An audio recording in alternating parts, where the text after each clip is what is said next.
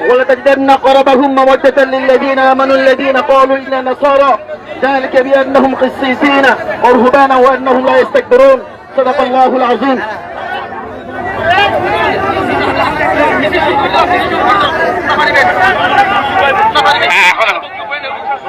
সংগ্রামিত হুদি জনতা, সংগ্রামিত হুদি জনতা, আপনারা জানেন, আপনারা জানেন এই ইসকন যেভাবে এদেশে সন্ত্রাসী কর্মকাণ্ড চালাচ্ছে। আপনারা দেখেছেন গত কয়েকদিন আগে আমাদের এক ভাইকে তারা হত্যা করেছে। আমরা অনতিবিলম্বে এই ইসকনকে নিষিদ্ধ করার দাবি জানাচ্ছি। সংগ্রামিত হুদি জনতা, তাদের যত আস্তানা আছে সমস্ত আস্তানার মধ্যে অনতিবিলম্বে তল্লাশি চালাতে হবে। তাদেরকে যে সমস্ত প্রতিষ্ঠান আর্থিক সহযোগিতা করে তাদের ব্যাপারে সরকার কঠোর ব্যবস্থা করতে হবে।